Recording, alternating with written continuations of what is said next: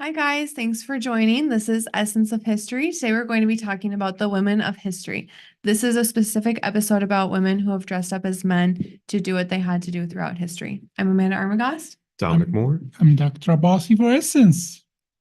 So, I chose this topic because I have a book about Catherine the Great. This book is about 100 years old. I haven't personally had a chance to read it, but Dominic knows a little bit about a few of these women, and so does Dr. Abbasi. So, I'm going to be here to mostly ask questions to help you guys understand more. Okay, cool. Well, actually, Catherine the Great is kind of a good introduction here with the book, because one of the most famous cases I know is authors. So back in like the 1800s, it was very, very uncouth to be a woman publishing novels or whatnot. And so there's a famous trio, the Bronte sisters. Emily Bronte and Charlotte Bronte are the ones that I'm most familiar with. I can't honestly remember the name of my third sister, and I'm so sorry if you're related to her. I'm sure she's great. I just can't remember the book she wrote. But Emily is really well known for Wuthering Heights, and her sister Charlotte's the one I like more, but other people prefer Emily. She wrote Jane Eyre, which a lot of people had to read back in high school, but then another one that I liked more called Villette. But what is the, can you in a few sentences say what is Jane Eyre was about? Yeah. So essentially, this is one of the first novels that comes out in first person of a woman, like from their perspective. And so, like the first novel ever, or first novels by them? I don't know if it's the first novel ever, but it was definitely a surprise for the time. That was one of the things that people liked a lot about it. They go, "Oh my gosh, is this like a first-hand account? Was this really her diary?" But or no, okay, this is just the story. These are British, yes, right? Yes, or maybe it's French. I think French. Bronte sounds French a little bit.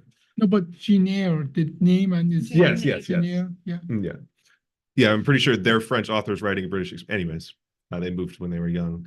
Regardless, Jane Eyre essentially is a story of a woman who is kind of making her way through life. She ends up in sort of a relationship with a man that she meets on the road, only to find out later that he's actually married and all of those other sort of fun soap opera kind of style things. That's a TV show. Exactly. But this was the 1800s. Somebody was reading that and going, "Oh, good heavens. He's already been wed? No. Jane, what will you do?" And it all kind of works out for her at the end because, well, I don't know if I would really call it working out. They end up together, but it's after he goes blind and mute after a house fire that his ex-wife sets. I'm telling you, it's a soap opera. Yeah. It's the first soap opera. And a lot of people really liked Jane Eyre. I liked the sequel a little bit more because personally, I'm sorry, Jane, but I always thought Jane was a little whiny and always kind of woe is me in it. I loved Lucy in the next one. She hates you as the reader, and she hates the rest of the world. She's a rebel. Yeah, exactly. Well, it is the time that, especially in Europe, now for people who listen, everything conception that you have about woman, man, discrimination, and so on, it's a Western concept. So not every culture is like that. Like, and we don't need to go to depth of it, but it was a time as a woman, you weren't a full person. Yeah. As a matter of fact, when you marry, most of women take the name of their man. Yeah. The man is Mr. John Smith. The woman becomes the mistress of John Smith or Mrs. John Smith. That is how you will actually introduce when you would come. Here comes Mr. and Mrs. John Smith, not Mr. and Mrs. John and Jane Smith. Here comes Mr. John Smith and his mistress, property more or less, and culturally, especially in that time, I think the Victorian era was one of the worst era in human history, where truly they codified all these horrible things about the value of a person, caste, class, woman, and so on.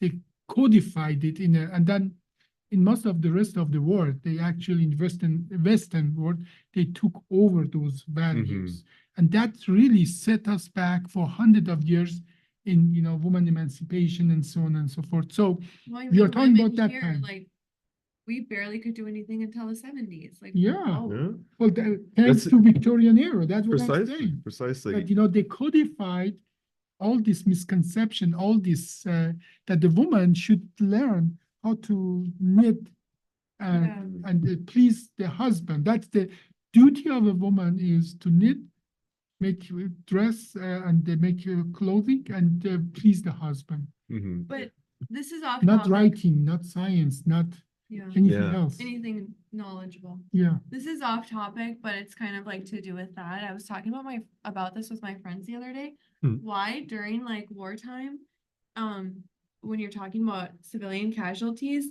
it's this many women and children. It's always women and children. Like, So that as well comes from the Victorian era, you know. That is that military code of ethics Mhm. that you don't kill people who cannot defend themselves. Mhm. And by tradition, women, they can't. children, elderly, they couldn't defend themselves. They weren't ever part of the army. So if they died, men, you could always justify they were combatant. Yeah, But exactly. woman, there is no justification whatsoever. That child, that woman wasn't in the army. If they died, Mhm. you broke the code of ethic.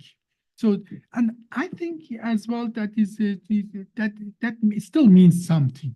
It Mhm. means something, but now women are in the military too. Yes, but Yeah. you know, but generally, still most of the military combat is done by men Yeah.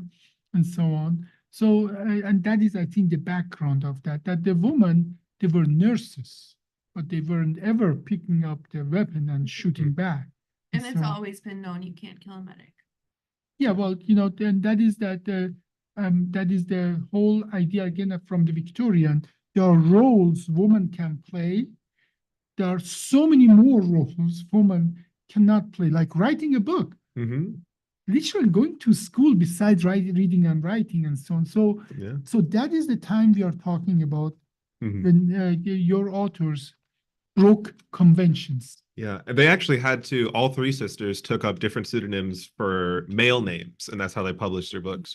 And interestingly enough, too, that's part of the reason why they got so much acclaim for it, is because other people were reading this and go, how does a man know a woman's mind like this? Never before have they wrote such a scathing masterpiece. And then a couple years later, What year was it? it's early 1800s, I think, Early like 1800s. 1810s, 1820s or so, something around there. Because lots of men did try to write for women. They Like- still do. And Yeah. it's so obvious. Yeah. The one that I remember, I used to read lots of books when I was very young, and I read a lot of book by a French man. His name was Balzac. Hmm. I didn't say really Yeah, his name. yeah. Balzac. Yeah. Balzac. That was his name. What did he write? About like all these intrigues and so on. I read almost all his book until I get to a book called The 40-Year-Old Woman. And halfway through that book, all of a sudden it dawned on me, like a bolt went on. This is all garbage. I have to read garbage. Wait, why? Like, why? What was garbage about it? Like, what was he saying? It is like, you know, I noticed from reading all his book, he has the only one team and he just recycles it. The name changes, What's the theme? that the woman is being, you know, treated poorly by man, or or intriguing against a man, and Mhm. intrigue between two people against one. It is always the obvious and trivial love triangle and so on. Mhm. And you know, but it was interesting that I had to read almost 90% of his book, and in the middle of the book, I just could not continue anymore. And I was 16 years old. Oh, I noticed that, you know, this is garbage. know? That must mean something He- then. and, 'cause- he wrote a lot of books. And the reason I ask about your author, because I think he later on tried maybe to replicate some of the John Mm. Muir, because I asked you what their plot was because of this. You Mhm. see the love triangle Yeah, and yeah. so on. So I think he just read few of that and tried to just replicate Well, a love triangle is Yeah, but- not a new invention. But isn't that interesting that his name, no, I'm not joking. His name is Honoré de Balzac. Hmm. That's his real name. And that 40 years later, his name makes so much sense to me. But I guess that was just the time back then, you know? They're like, hey, we've got a new market. We're gonna throw it all in here. Yeah. Try it out. Okay, Yeah. very good. So Okay, that was in the 1800s when those women were writing Mhm. books. Why could not women write books like as their own author? So the biggest thing I've seen is that they just thought they wouldn't be smart enough or have anything worth saying. for a And long time, they thought women have half of the brain of a man. yeah. And a publisher's not going to roll the dice on that. You know, they at that point too, literature isn't everybody. You don't really have the Barnes and Noble you go down to and go, "Ooh, let me pick up Jane Eyre. I've heard great things about this. Read it with my friends." It's you and your snooty aristocrat bros that you've been having champagne on your dad's chateau with all weekend decide, "Oh, Mama says I have to go learn. Well, I guess I'll go read something." And then Jane Eyre comes across. Yeah. And you go, "Well, this isn't boring at least." Yeah. The women weren't allowed to go to university. Actually, you remember we made a TikTok about that in Poland, Marie Curie could not go to school. She had to go to homeschool, and they created a group of intellectual women. They would train and educate the girls in the private home because they weren't allowed to go to. And then when she went to France, all of a sudden, France had been always more progressive than the rest of the world. Okay, way more than British. Unfortunately, we took lots of British habit, not French habit. That even the freedom in the seeking your partner and so on and so forth. If you haven't watched the movie Napoleon, you get a good idea. The new movie. Oh. Yeah, with Jacqueline, whatever, the Joker. Oh, the Joker. Phoenix? Phoenix? Jacqueline Phoenix, yeah. So when when actually Madame Curie went to France, it was like a unbelievable, it's a sigh of relief for her that she could really work, even though she still had to work under a man, her future husband, and lots of things. They wanted to give actually the Nobel Prize for the work she did to her husband, and the husband refused. Oh, good man. Good man. As he should. Well, that is the amazing part that she did the work, but because she couldn't do it independently, she did it in the lab of Pierre Curie. And it was so amazing that it was worth a Nobel Prize, but they didn't want to give it to her because she was a woman. And Sweden did not want to give that to her because she was a woman. But today, she's the only person who has won the Nobel Prize twice in two different categories, chemistry and physics. Well done, well done. She dressed like a man, she behaved like a man, and she couldn't even understand that Pierre Curie is interested in her because she sort of had made her peace with, being With your masculinity. with their being in a role that is typically a man role. You know, actually, I really like that you brought up the whole education institution thing, because I think this is probably the final thing I'll put for those novels. The one recurring theme that wasn't melodrama in all of the sisters' novels is that the woman in them seek to be educators and be educated. And liberate themselves. Yes. They often, and in fact, even when they end, it's, yes, they have the husband and the husband provides like wealth, but they are either invalids for several years, in which case the woman just has everything, all the access, or they mysteriously die at sea. Yes. Well, they used to die a lot at sea. Oh, yeah. If you read the British literature, in almost every single of them, a man dies at sea and a woman dies at childbirth. Because that was the reality of life. That's true. Charlotte Brontë died from childbirth. She did. No, but do you know why British woman died that's a trivia. You don't have to go there, but just say it. I'm so curious now. You okay, can't. now in England, there is not much sun.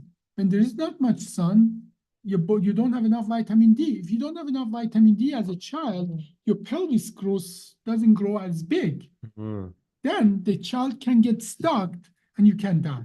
So that's why in British, they sent the whole population to the entire world on the sea. Mm. So man dying on the sea and woman dying on the childbirth, it was a reality of life, like having a British tea for breakfast. I like that little trivia. Did Semmelweis say that you need to start washing your hands? No, that was When was that? that was actually ways later, you know. Way later? Yeah, it was 1850 or 60. I'm talking about, 1600 to 1800, that, Colonial times. colonial times, exactly. I hope British people should go and read about how they influenced our behavior toward women, but as well other cultures. They didn't think only women have the brain. They thought the rest of like Africa or China. It's not a white Not male. a white British male. Anybody who's not so it wasn't specifically I give it to them. They weren't just the misogynistic toward the woman. They were just pure out Oh my God. racist toward anybody else. Even in their own society, it wasn't enough to be a white man. You have to be a white man from certain level of society. You couldn't be Irish for sure. Oh yeah. Irish are white. That wasn't enough. Yeah. Scottish wasn't enough. Yeah. They would send all the Scottish men in the front. They would die first. Yeah. In all I'll the tell you, they're war. just like, hey, has he got a little ginger in his beard? Well, Yeah. I'm sorry. Yeah, some things don't even change because that is not just British culture, it's a lot of cultures. Yeah, it is. And it's still around today. Yeah. Like, even in Latin cultures. Well, I think this is I guess we can bring up more women now too. So we have a Yeah. couple, if we're talking about this era of British history, I guess Joan of Arc is probably a good transition because she was Sure. during was the killed 100 by Years British. War and killed by the British. So we're just keeping going with the offenses of the British here. I guess that's Yeah, so this is like No, actually an anti-British. It's not necessarily British, Not but me. it is very Western. Okay. Now, let me tell you from history. In some cultures, like some Asian cultures, especially in Nepal and some other areas, that if a family runs out of male, one of the female, usually the oldest sister, literally transform themselves to a male kind of role. What does that mean? They dress like a man, they behave like a man, they take wives. And now, until now, we didn't know that woman can be lesbian. But the details doesn't matter. They would officially step into a male role, but not hidden. I think they didn't try to hide that this was a girl. That was culturally sanctioned. That the oldest daughter of the family, if they run out of male, step into a male role and provide for the family. In some other cultures, as well, it was like we had female pharaohs long before we have a British monarch, female British monarch. Okay, so like even in the cultures, like in some other cultures, like there is a story from Iran that when the Arab conquered Iran and fought against the Persia, that women literally would get on horse, bare their breast, and go to the war to motivate their man. Say, fight for me. No, if I'm doing it, you better be there before I reach them. I'm not sure if the other thing got distracted by that or not. Falling off their horse. I know militaries like to use weird tactics. Like during the Cold War, didn't the US drop extra large size condoms, but make them say regular? over over That is so over mean. Russia. That is so mean. Our taxpayers' dollars. Yes. They never fought against Or the over Russia. somewhere. Yeah, They dropped them with Japan, planes. probably. I don't know where Yeah. it was, To, but to diminish their I thought it was during manhood. the Cold War. Gosh, Yeah, I they put condoms that said like it was a normal size, but But they the were like really huge. big. Yeah, Yeah. I just love the idea of being like, all right, I'm gonna buy some bread, Well- and I understand that 7% of this is gonna go to flying condoms over Japan. Thank you. I love the idea of being on the marketing team. Like, you guys, what if we try condoms? But we are getting far away from the Yeah, Yes, we yes. are. from We the are. thing. So, So why did Joan of Arc want to be in the war? That's something that I didn't understand. I remember Mm. when I was younger, I learned about these like women having to dress up as men because they weren't treated fairly. And I remember hearing about like a baseball player who did it. And I understood that, like, okay, if you like sports, you want to probably play baseball. Yeah, But yeah, you would play in the league we with. have a name for that. We call them tomboys. no, I'm specifically talking about women who pretended to be men. Yes, but yes. No, but that's that's not a extreme. tomboy. That extreme way of expressing yourself as a man when you're a woman. I mean, changing your identity and telling other Okay. people, like, my name is not Nicole. My name is Nicholas. Gotcha. So that way she's not playing in softball, she's playing in baseball. Okay. Yeah, but like, why did Joan of Arc want to be a man to be in the military? That's something that I've never understood, is women wanting to be dress up as men to Okay. be in the military. Something so dangerous. Wars risky- make risky never their life. sense. Yeah.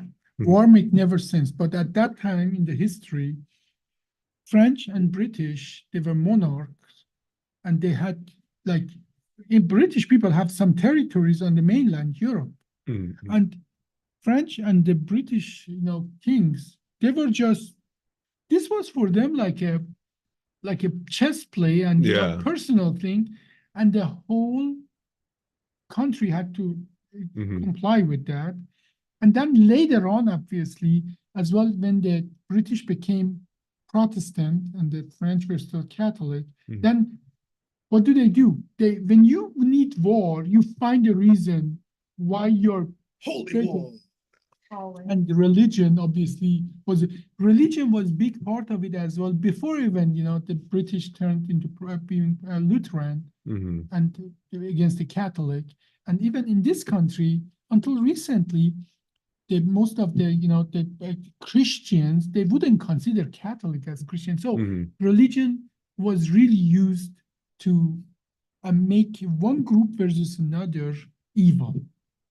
Mhm. British thought the French are evil. If French thought British are evil, and this religious fervor was really on the street, in the villages and so on. And some people say Joan of Arc has actually seizures. So because she had these visions, what we would call these days, temporal Yeah. seizures, like Mhm. so that the Jesus or Mother Mary talked to her that she need to go and save the France from heathen British. Mhm. Yeah, she'd get these ones from the Angel Gabriel too. That was always her favorite one. If she wasn't Jesus or Mary. She has to go and talk to the king, and that's what she did. And that was like a celebrity kind of stunt.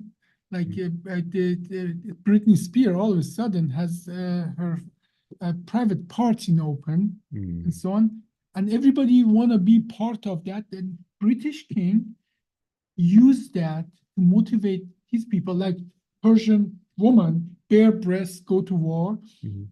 It was welcome for him to motivate his people to fight. Yeah. Now, the fact that she wanted to fight like a man is, as Dominic said, is that with a woman attire, you couldn't get on a horse. Mhm. That's why many of these films, movies, pictures, you see women sitting on the side, like both legs to the side. Try to go to a war with that. You don't get far. It's tough. It's You're doing tough. it so well, Dominic. You Oh. have done it before. Well, when I wear my summer kilt, I have to. Yeah. So her wanting to be in the war was probably part of her temporal lobe seizure Mhm. and religious fervor. Her getting the stage was a publicity stunt from the King of France. Mhm. Her uh, pretending or attire that is more manly is just a necessity to be able to do that. Mhm. Well, and because only that they never made a military attire for a woman. Mhm. Did she survive the war? No, No. she actually got captured. She got tortured. She just had to renounce that she's talking to Mother Mary and God. Mhm. She didn't renounce that. She was burnt on the stake Mhm. for heresy. And believe it or not, as disgusting as it is too, they took that as another rallying cry. So pretty much up to the very end of it, she was used as a public figure because when she was burned at the stake a little while later, they decided to canonize her as a saint. So the church went, well, they burned our saint at the stake. Then there's more reason to go to war with them. Precisely, precisely. So this religious fervor always has been used on both sides, to motivate people for political power reason and so on. Mhm. Sad story. Yeah. Especially when you consider, but I think the time she died, she was 19 or 20. Yeah. Yeah. So she was, when she had met the king at the, I don't know if it was Charles or something like But that. She was 16. Yeah, you need to know Mhm. people would marry at 12 in France at that time. Yeah. Yeah. So 19 was the time you lost all your teeth and you had only your wisdom tooth to eat with. That's why you have wisdom tooth. That once all your other teeth are gone, then you people have wisdom tooth when they're 15, right? 15, 16. Not in the US. You don't have wisdom teeth. You get them taken out. No, Lord. Biology. In biology, we usually get wisdom tooth when you are after the puberty, because in most of the nature, so Joan of Arc died with 19, you're right. But with 19, the military, like most of our founding fathers, we call them, they were in early 20s. When they did the work they did, our founding fathers. So 19 wasn't that young. That's what I'm trying to tell you at that point. Okay. It's just interesting from our perspective to think like we now know Yeah. It wasn't all figured out up here. You had 4 children by the time you were 16. Mm-hmm. Okay. So we have to put it in a different perspective. Most of the military, Alexander the Great, captured the whole world by the time he was 30. He died at 32. Wow. Yeah. So, but coming back to Joan of Arc or many other women of the same age, they had to behave like a man, and sometimes I think they took it a little even further, because if you would behave like a man, then society would may let you go to a certain point, but you truly had to be a man to go anywhere beyond that. Yeah, just look like one. Not only that, like they really think you're a, you could be like a very strange man, like what's that name of that South Carolina representative, Lindsey? Oh, I don't know him. I don't follow. He looked like a woman to me. Like Lindsey Graham. Lindsey Graham. Okay. He lives with his sister for Does he really? 20 years. Nobody knows. But he looks like somebody who needs to come out of closet for me. Okay. Lindsey Graham. Have to figure it out. He talks, he behaves, and so I know on. that I have no He's the control most over that. I conservative. don't want to stress myself out. He's so the most conservative person, and he does. He's so old. Yeah, he's like an old grandma. I know. So today, obviously, that power structure still exists, but they have We've advanced, but still women are not equal to men. Like still, even for myself, I have to CC Dr. Abbasi to get a response from people. Okay, that It's has nothing to do that 2023. you're a woman. Dominic has to CC I me don't as well. believe it. Like you don't know because you're a man, but as a woman, it is not the same. There's a lot of times that I will talk to people like to their face and they're not listening to me. And then I'll have a man say the exact same thing. And all of a sudden, the knowledge is that like it is actually disgusting. It has, we've gone very far, but it's just because women don't want to dress up as men to try and be equal. Like we're just gonna have to fight for it now. And it's only been what, 50 years since we can vote? So if you wanna read somebody, read Steven Pinker. He's a linguist, philosopher, talk about the human development and so on. And I'm going to use his word. It has been never a better time to be a human. I'm adding to that, man or woman, or black or child. So it has never been better than now. Yeah, Mhm. but But we can it's not always be perfect. better. Yeah. Well, it has always gotten better. There's no reason to stop here, is it? Right, exactly. Mhm. I think one thing that I guess I keep going back to literary stuff, but my favorite play from Shakespeare is Macbeth, and in it there's a line where Lady Macbeth says, "Unsex me here," basically saying, "I don't want to be a woman right now. I need to be a man so I can do the thing I want to do." And I think if we got to a point where, On what? On sex me? yeah, unsex me here, she wants to be the opposite sex. Yeah, like take Essentially. away my sex. Mhm. It's similar to when people like it was kind of a trend last year to say, I don't want to be perceived. Like I don't feel like being perceived. I just want to exist without your thoughts on me, basically. Mhm. My benchmark really has always been the idea that if I couldn't understand that line, like if I showed that to a kid and they couldn't understand it because they knew what it meant, but they Yeah. like I get it's kind of Shakespearean verbiage, so it's a little weird. But if you can't go, why would she want to be a man? Then we've made it. That's the finish line there. Like we Yeah. can't understand why somebody looks at being a man and says, I can murder somebody if I'm a man, but I can't do it because I'm a woman. Yeah. Right. There's a finish line. We can't go too far and then unbalance it. Mhm. Okay, now just to be clear, I do not want to start a rumor here. There is That a- you have a crush on Lindsey Graham. I saw that you're looking up at that TV. And I Okay, know you have a crush on Lindsey. okay. I do not want to start a rumor that Lindsey Graham is a closeted woman living with his or her lover, and it's just became they pretend to be a man to be He's having remorse for starting the rumor. yeah, I'm having I've actually second thought actually. You know? Well, I mean, look, if he wants to date them in the future, he can't have this out I don't there, think you he know? can date him in the future. Oh God, sorry. God, okay, okay. Let's take that out there. There's no future. There's not much future left for that person. All right. Well, Do you want to talk about Catherine the Great? Well, yeah, Catherine the Great is another story of a very powerful woman. So why don't you have the book? Why I don't you haven't read the book. tell me what do you know about the Catherine the Great? I just looked at the book the other day. I just opened it for the first time the other day. So I don't know a lot about Catherine the Great. I was actually hoping that you would know. What do you know about Catherine the Great? I know that she was a Russian monarch, and I say that I don't know if she was actually a czar at that time. She had the function, all the function of the Tsar Mhm. without officially being the Tsar.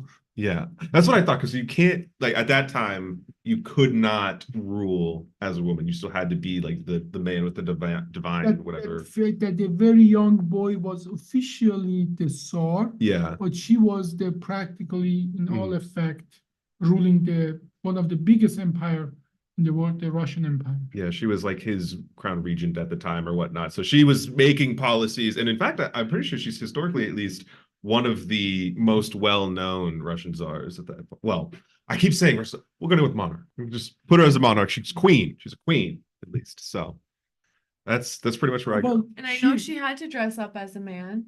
and she And she did. was and she photographed did. as a man. And she ruled like a man, and she Mhm. put the man in their place, and she did what the male monarchs or tsars did, meaning that having lots of young men for her pleasure.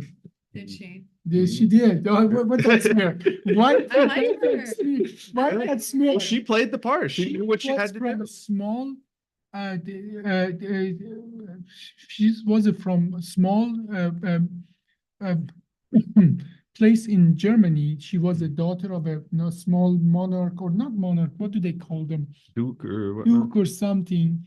And then she was the wife of a very influential, very powerful Tsar. Mm. And then he died. And no, I think he died based on all the information that it wasn't her doing. He died of a natural kind of cause. And then it was a power vacuum. Mm. And it wasn't ever at that time expected that a woman can fill that power vacuum, but she did. Mm. And she was a good ruler. She's the person who modernized Russia. Russia was the backwater of Europe. Russia was like Guatemala of Europe. Mm.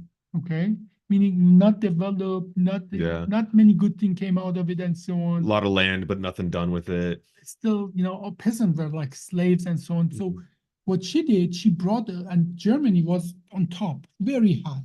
She brought lots of German, scholar, handymans, people, industry people, and it was a huge migration of German population in Russia and Ukraine. Mm. And that sort of modernized the entire Russian country.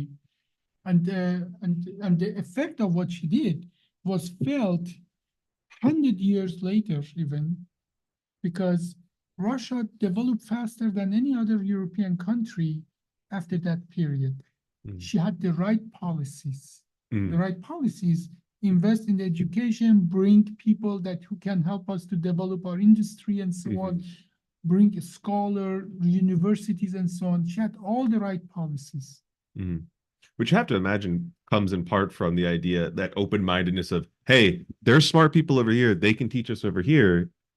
You might not think that if you're just the classic, yeah, I'm a man born into this role, but she's kind of out there breaking the paradigm already, saying, hey, listen, I know I'm just supposedly the wife of the last Tsar, but I'm going to rule for a while. Well, she was a benevolent dictator, but to do what she did, she had to do all the bad things that the man would do in that time frame, meaning that she was a dictator. She did kill few. She did break few eggs to make omelet and so on and so forth. Now, something you need to know, if you look at everybody in the history and you compare them to standards we have today, all your heroes would be criminals. There's no person who hasn't done something bad. Yeah, it's like Thomas Jefferson having slaves and stuff. If you measure them, that is what I'm trying to get at. You have to measure people to their time, to their surrounding. They are better than the rest of the people around them. Like Jefferson. Yes, Jefferson had slaves and so on, like many people around them. But you compare him to, you have to measure people to their time, to their surrounding. Because if you measure the whole strength of whoever to today's standard, everybody will be a criminal. Yeah, it's interesting. You mentioned that I read a book a while ago, and I suppose this could be an entirely different topic for another time, but it was called What We Owe the Future. And it essentially talks about different moral paradigms and how we, even today, feel kind of blind to the thought of, yeah, look at the past and they're doing such awful things. We don't know what we're doing today that somebody 100 years from now is going to look at us and go, you guys are monsters. We are monsters. Yeah. No, we don't even need to go 100 years in the future. My tax money goes on a bomb that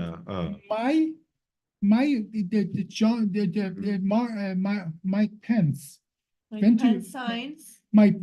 to Israel, signed on the bomb that was purchased with my tax money, dropping in a hospital. Oh, that bomb was dropped in Lebanon. Well, wherever it was dropped. It killed actual civilian, like that bomb killed civilians. Well, our tax money is going to kill children, babies. So we don't need to go 100 years in the future. The evidence is all around us, all around us. And that is that, we had to think about that. You look at the world and you say, what is wrong with us? The evidence is all around us. What's wrong with us? So no, future will judge us as savages. In that sense, when somebody comes and say, well, Jefferson had slaves, or this Rousseau had an illegitimate child and didn't support them and so on. There's a book called Intellectuals, and it goes that lots of people who used to be my heroes, my childhood heroes, I saw the wrong side of them. And I was so disappointed until I realized, you know what? There are no heroes by today or saints by today's standard. And for future, we will be savages. No, even people who are against dropping bomb on the babies will be savages, because in the future, people who just don't quit what they are doing and go and save a life or do Yeah. something good. We are even people who passively just looking at that, people who smile in the face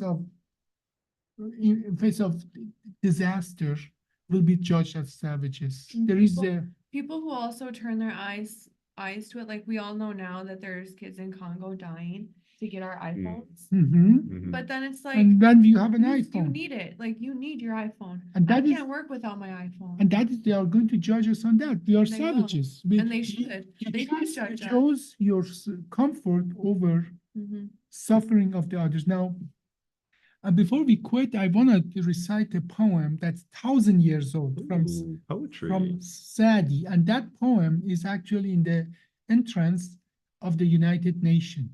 Mm. Okay, there are two Persian relics that are in the entry of the United Nations. One is the Cyrus cylinder, the first human right that you cannot enslave people. You have to have a religious freedom and so on. That is 2,500 years old. And this poem is 100 years, 1,000 years old. And the translation of that is that all the human are members of the one body. If one part is in pain, the other's part cannot remain in silent. Mm. And if you are indifferent to human suffering, you do not deserve the name of human being.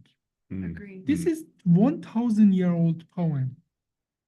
Okay, so the understanding of how we should behave, that's not new. Mhm. The reality, how we do behave, is not great, but it's getting better and better and better. Mhm. So I'm really excited about the future where you cannot get away anymore with killing babies. You will not be able to get away. Already people are in turmoil and so on. And no, I was, I don't know what I'm going to do this election, but I may decide not to vote because I cannot vote for anybody. You can't vote with a clean conscience these days, but then you can't not vote with a clean conscience these days. Because your not vote is still exactly what you said, turning a blind eye. Like This is a hard decision. it's Yeah. a really hard I cannot decision. vote for Joe Biden. I cannot vote for Joe I Biden. did the last election, I mean, we could end it. I don't know if they want to hear about our Political views. No, well, this is a podcast. This is the beauty of the US. We sit down and we have the freedom to talk about our Mhm. ideas. And people here in this country don't really appreciate what you guys got. Mm. In my own country, I couldn't go and say I don't vote for or elect for Ayatollah Khomeini or Khamenei. Mm. Yeah. No, well, they are not even elected, but Yeah, but ignorant- What? ignorant But he says he's the elected leader. we can all go and vote, but it really doesn't matter. that is Because what I'm saying. That, it you know, like, yeah, we can go vote. Like, we're so lucky we can go vote. Okay, and then what? You vote, you win by the numbers. Like, if you have more votes, that doesn't necessarily mean you win. It's all about the electoral college. Like, when Donald Trump won, Joe Biden had more votes. no, And then you're the talking about, second time, you mean the the first or Hillary, Hillary Clinton. Yeah. And yeah. then when Joe Biden won, didn't Donald Trump have more votes? So really, like, yeah, we can go vote. We're so lucky that we can go vote. But then what? You just took an hour out of your day to go and do something that really means nothing. Well, it is not, I would give it to you. It is not perfect and it can get improved a lot, but it's better than many things out there. Somebody said democracy, Churchill. They say Churchill said, you remember we talked about Churchillian slip? Mhm. This might be a Churchillian slip, that democracy is messy and is the worst kind of government except all the others out there. So be patient. I think I'm hopeful. But I'm hopeful if the right people are doing it. But unfortunately, like the more power you get, the less morals you have, because in order, like these people, in order for them to become powerful, they need to sacrifice their own morals. And then everyone around you is sacrificing your morals. So if you're the only one with morals left, you're gonna get just like you. Like just like you in the hospital system, you're the only one with this vision and everyone else is punching you down. So we are talking about woman of history. The reason Hillary didn't get elected because she was a woman, definitely that was part of it. I think that that was part of it. That I don't part think of that it. that was the whole thing. No, I don't I believe it am was. not gonna stand up for her. Yeah, well, So let's Well, it's interesting because like AOC, Okay. for example, gets, you know, a lot of flack. yeah, she gets a lot of criticism. no. Or Marianne Williamson, like people call her a conspiracy theorist when she's just talking. Well, when you're talking, it's only conspiracy theory She's coming talking out as facts, well. just like me. You see, yeah, okay. You're the conspiracy terrorist. So, Yeah. oh, did I say you're a conspiracy terrorist or terrorist? I'll take either. I don't care. Call me whatever, whatever fits, whatever shoe fits. Thank you guys for watching. This was Essence of History. Today we talked about the women of history. I'm Amanda Armagast. Dominic Moore. And I'm Dr. Abbasi for